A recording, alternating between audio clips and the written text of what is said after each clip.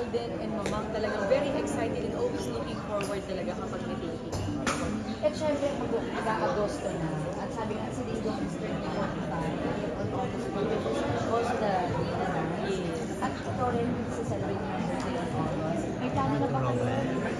Well, plano namin pagsabay na yung birthday namin. August, syempre, ito pa ng August 2, which is GMA. So, ang laki ng party na nga. Lahat invited. so, double celebration. Ganun na lang gawin natin. Thank you, Yan. Thank you. Yan, last question. After Balota, meron bang upcoming na mga offer na ganun kauling yung mga acting role na lumalapit sa'yo? May mga lumalapit. Pero syempre sabi ko nga, kailangan natin piliin yung mga dapat talagang gawin. But definitely, yes, may moving gagawin. Okay, thank you. Thanks, Yan. Thanks.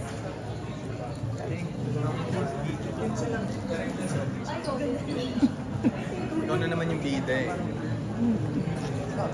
Ate! Hello. Ay, binigay ko lang kayo yung mga epekto sa Malamig ah? malamig yan. Hindi ka nila yan. Okay. Congratulations, Ate. Congratulations to you too. Joke lang. Box office view. Yes. For Hello Love Again. Yes. Of course, I think this is my first Eddies award, and this is my first time attending the Eddies din as well.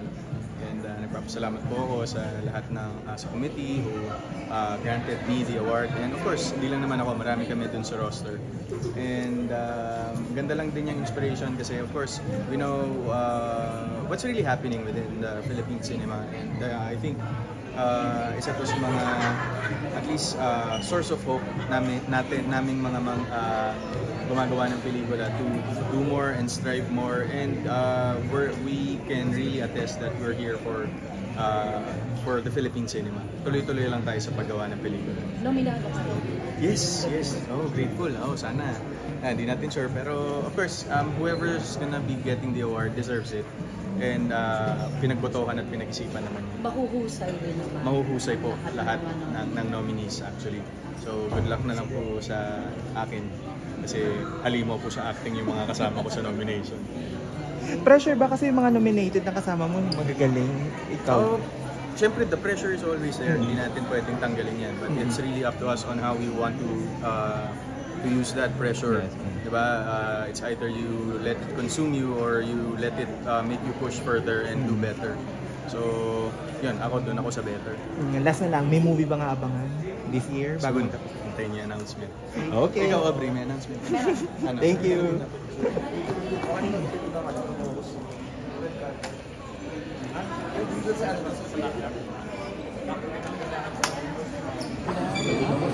Sir Alden. Yan sa isa. Yan.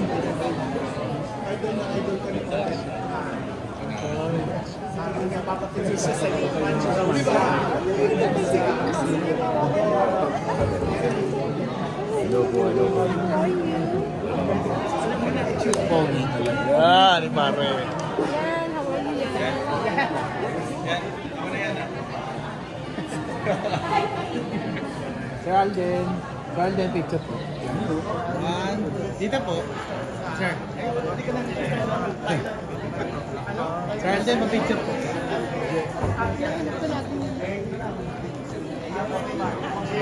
Ay.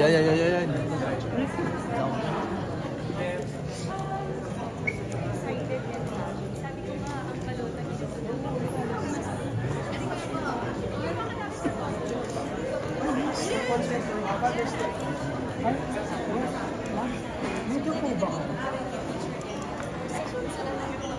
Medyo po ba? Ma'am, sir, medyo po.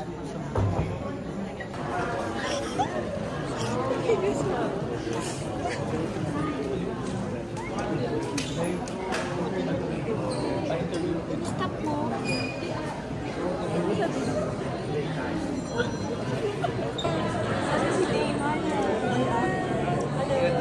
Kailangan na. Miss Maria, nandiyan yung kamukha mo. Si Alexa. Lapad. Ayan, dito. Hello. Dito ka kuya. Ebong. Ebong magpali. Sige, Okay. Dennis, ngayon pa lang congratulations na. No? You're nominated for Best Actor. How do you feel? Masaya, syempre, napapahalagahan yung mga ginagawa nating trabaho dito sa industriya.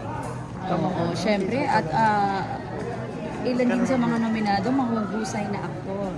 Sila Aiden, Arjo, ang dami. May ano ba? Anong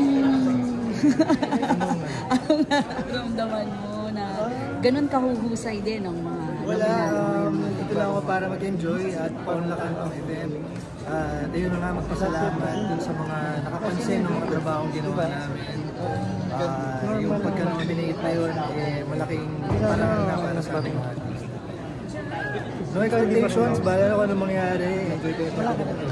Oo, at syempre kasi naman, at ang GMA Pictures din pala ay nominado, ay nanalo ng Producer of the Year. Your comment on that bit?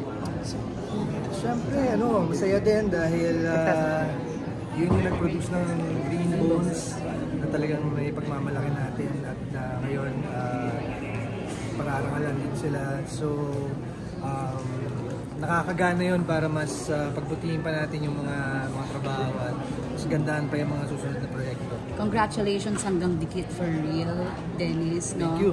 Grabe, laging pinag-uusapan yung mga adventures ninyo ni Bobby. Oo nga, napakagaling kasi ng director namin. Shout out kay Direk L.A. Madridejos. See you next taping. Dennis, question lang.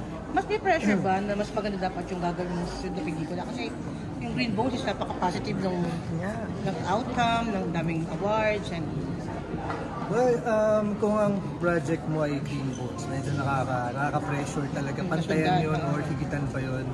Pero magandang benchmark yun para iset yung bar para pamarisan at maging inspirasyon sa mga producers at mga artists.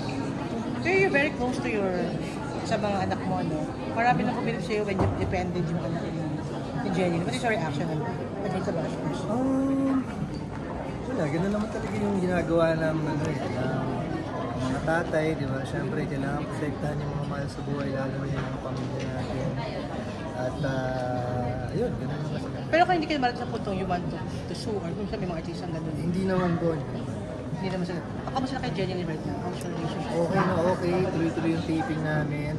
Yun yung ginagawa namin ngayon. Nagtitaping kami every other day para sa Sandikit.